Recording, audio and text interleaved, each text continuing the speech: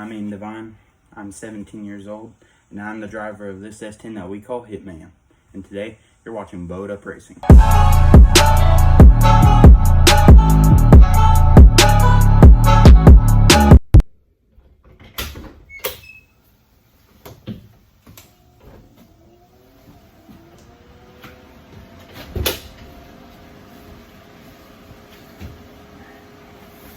Hello everyone. Like I said, my name is Aiden Devine. I'm 17 years old. I drive a 1993 Chevy S10 that we call Hitman.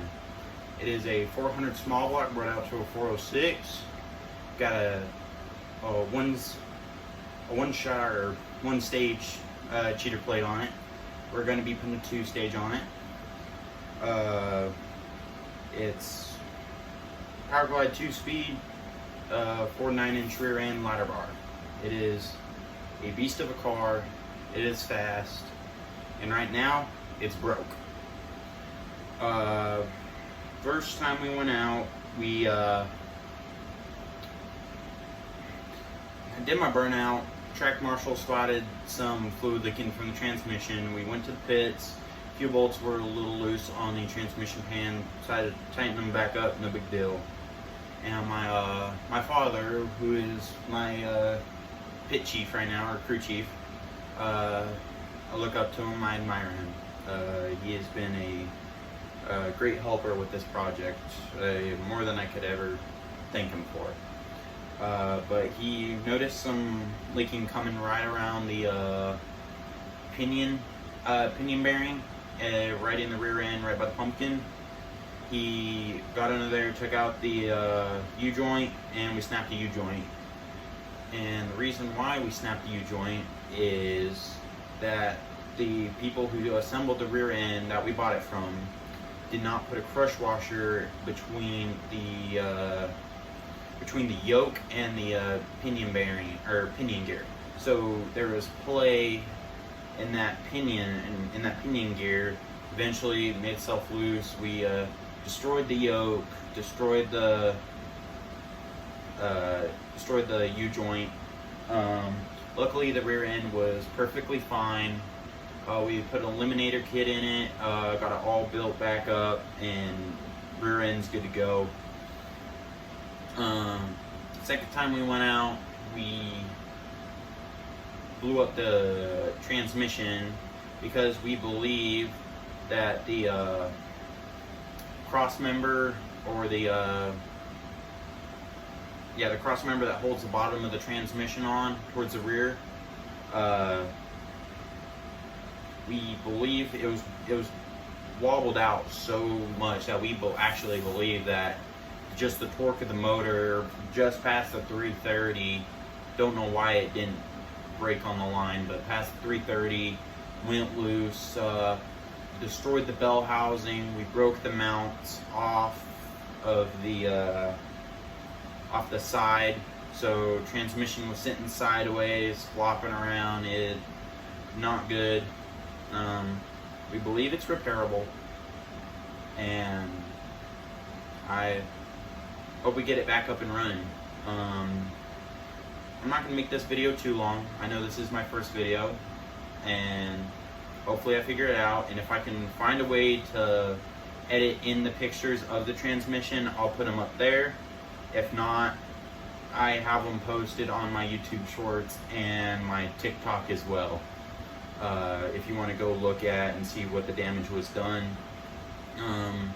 It broke the torque converter, the mount on the torque converter, bent the flex plate. We'll probably need a new starter gear.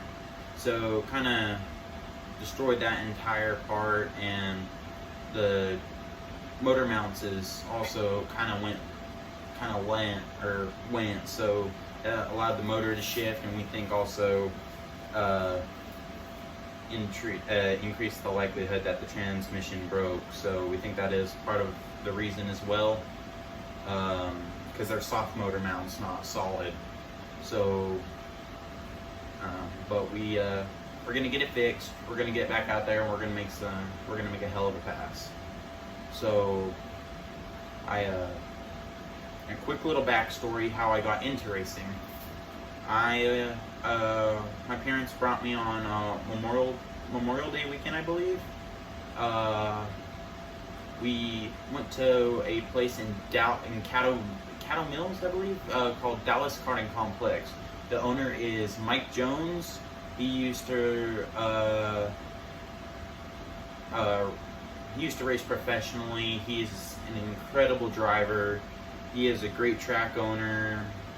He sells and deals all different types of karts, and he owns some beast of machinery. And I went out there, rented a kart, I was good at all my sim, but I fell in love with racing as soon as I got in that kart. So we bought a used Sodi kart. It was a great kart, really fast. But the problem is, I outgrew it. I am only 17 years old. I am 6'4", about 6'5", 240 pounds. I am not able to fit in a go-kart. I am taller than the roof of this trailer, so I have to bend down to walk in here. I just outgrew it. I loved it, but we knew that we had to move on to something else that I could actually be competitive in. And I told my dad that I wanted to do what he used to do. He used to own a first gen Firebird, big block, big tire, pro street car. I never seen any pictures of it, but it sounded like it was a beast of a car, and he made some good passes in it.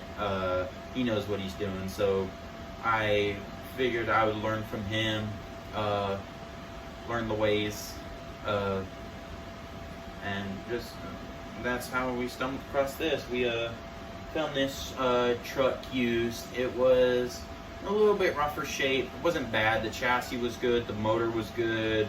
We thought the transmission was good. But it has a beast of a motor. It's like I said, Pro 6 small block, forged rotating assembly, forged pistons. It's got the whole 9 yards. It's got a 4500 series Dominator carb. It's a beast. It's a lot for a small block, and it's incredible. It just takes your breath away when you fire it up. You would never think a small block would sound this mean and aggressive. But yeah, just got into racing and I fell in love with it. Outgrew karts, started drag racing, and first pass went pretty well. Before we blew it up, it was on all motor, so we were running no spray, no trans brake, and no foot brake either. So it was from a dead stop. I'm not super worried about saying my numbers right now, because we are not as fast as we know this thing can go.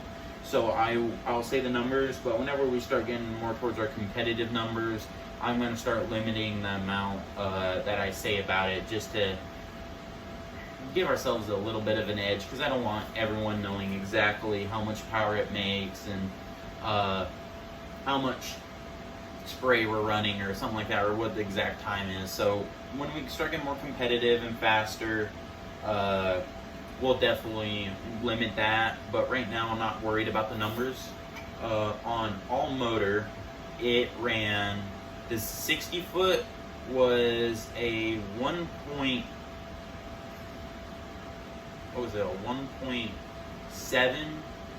60 foot, 1.8 60 foot at 22 mile an hour on no trans brake, no spray, and no foot brake, just rolling from a dead stop. Did 60 foot in 1.7. It did the 330 foot in 4.5 seconds at 72 mile an hour.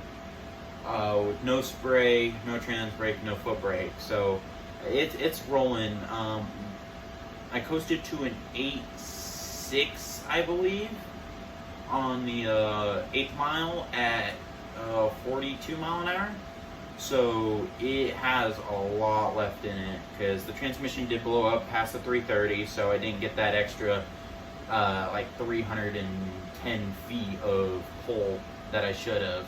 So we know it has a lot more in it. We know it's going to be Right now, as is, without nitrous, we think it can run a 6.2 on all motor, or a 6 something on all motor. We know when we get it on nitrous, we'll be running low 6s, hoping to hit the 5s. But I'm not gonna say too much about that because I want to keep an edge so we can stay competitive. But yeah, it's got a 4 9-inch 35 spline rear axles, ladder bar into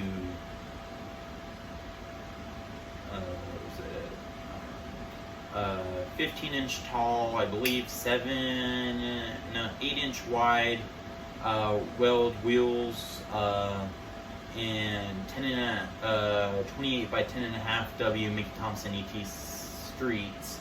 We're going to get a wider wheel and some bracket radials for prep and some ET selects for no prep, because we do want to be competitive in both prepped and no prep.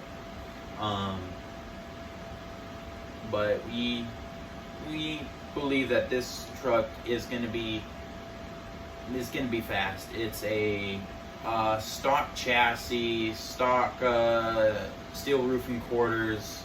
The only thing that's fiberglass is the front hood and the front end. It is a K-member front end, I believe. So it's chopped off at the firewall and then kind of tubed. The front half is pretty much tubed down, and then the chassis still runs under. So saves some weight up front. But yeah, it's gonna be fast, and I hope that I can make some content that y'all will enjoy. I know this video is probably longer and not as exciting as they will be. I'm currently working on my camera work. I'm not used to the YouTube, TikTok thing, so I'm still learning how to edit. My camera work's slowly getting better. But I promise that the videos will get better. They will improve. My girlfriend is my cameraman pretty much, so she's really good at editing. She's really good at filming. Hopefully I'll be able to get a gimbal so I can make some good content for y'all, and hopefully content that you'll enjoy, and what it's kind of like to be on a race team that's trying to race on a little bit of a budget.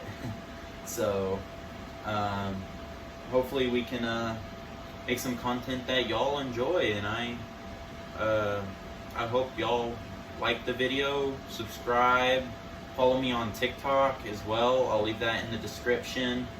I also want to give a shout out to my man Scott at Featherhawk Racing on YouTube. He has been really kind to me. He's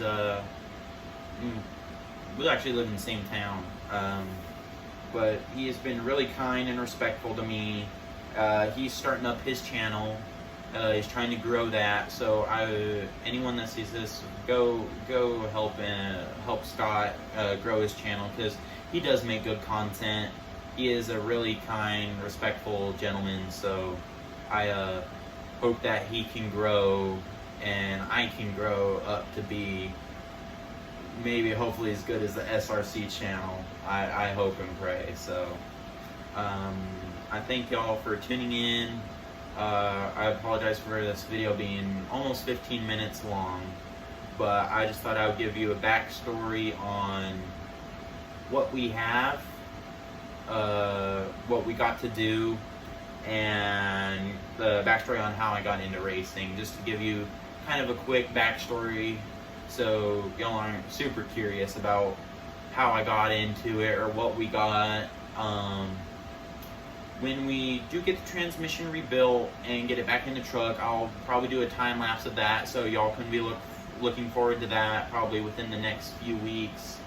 I'll possibly be posting a few more shorts and a few more TikToks, so stay tuned, and like and subscribe, and I hope y'all enjoy the content. We'll see you.